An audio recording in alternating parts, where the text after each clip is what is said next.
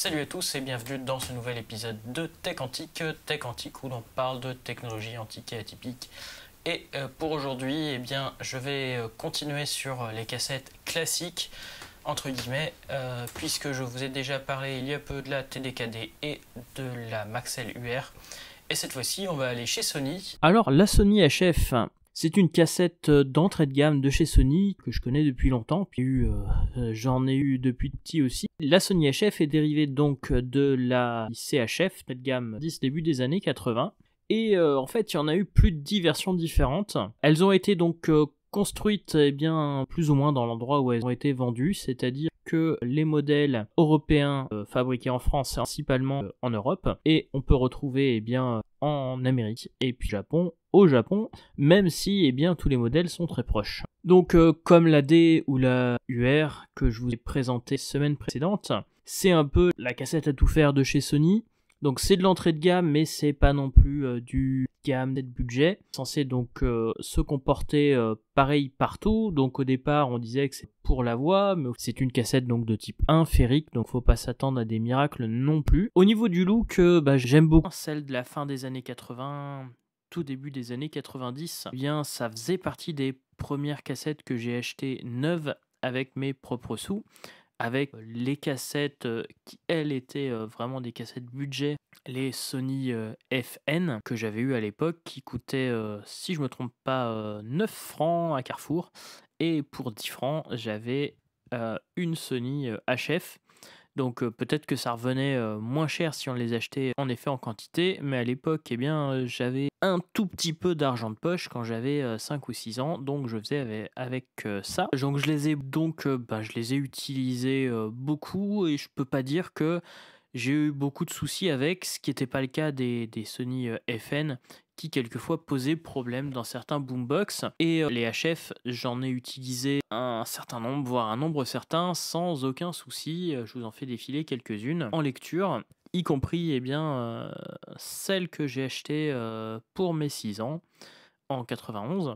On va faire une petite démonstration et dans ma Pioneer, si elle refonctionne toujours, puisqu'elle a pas trop aimé le show. Et puis, comme d'habitude, dans ma Fine Art. À la toute fin de la cassette audio, au début des années 2000, les seules qui étaient produites à Mexico. Et puis, la cassette a disparu, comme le reste de la gamme des cassettes de chez Sony.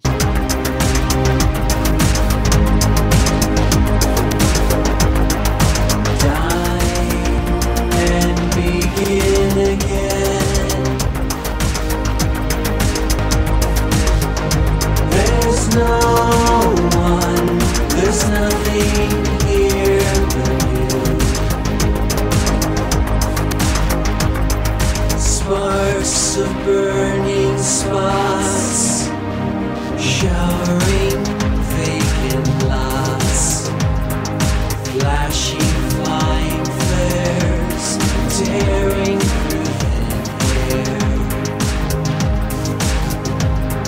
It's safe to make my soul swallow me whole. My dream will still persist to drink your perfume lips.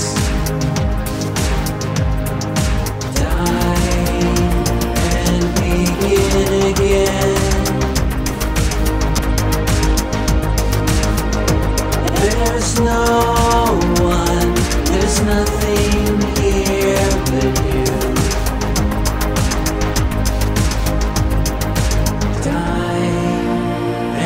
Begin again. There's no one, there's nothing here but you.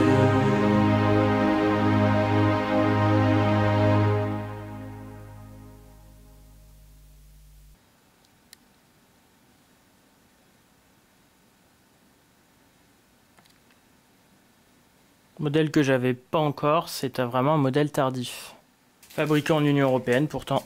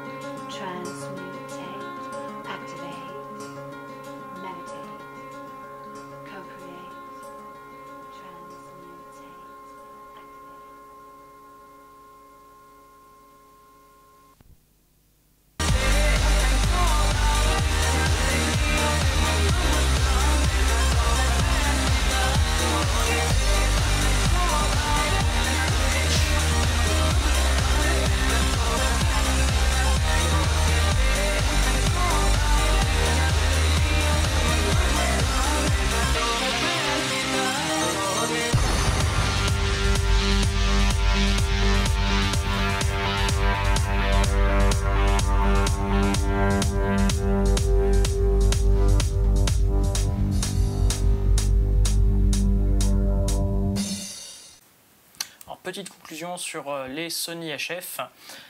J'ai donc enregistré la version de 85, la version de 95 et la version de 99-2000. Le rendu est très bon, ça passe pas hyper haut dans les aigus, logique, on est sur de la ferrique standard, pas de la super ferrique. Pour le genre de musique que j'ai enregistré, finalement ça passe très bien, je dirais que ça passe même bien au casque. En utilisation Walkman, en utilisation écoute classique, etc., le son est quand même bon à condition d'être enregistré sur un bon lecteur qui est capable de faire les optimisations sur cette cassette-là. Et donc je pense que si vous en trouvez, n'hésitez pas à les utiliser. C'est aussi bon, voire meilleur que les cassettes qui sont produites de nos jours et elles sont encore très facilement disponibles de la même façon que les TDKD. Donc je le conseille. Et sur ce, je vous dis soyez authentiques et atypiques et je vous donne rendez-vous très bientôt pour une vidéo un peu plus grande. Celle-là, c'était la vidéo à faire pendant l'été, pendant que je ne pouvais pas tout sortir et que j'avais encore de la préparation à faire sur des formations. Et donc, je vous donne rendez-vous très bientôt pour une vidéo un peu plus longue sur l'enregistrement complet des cassettes audio. À bientôt!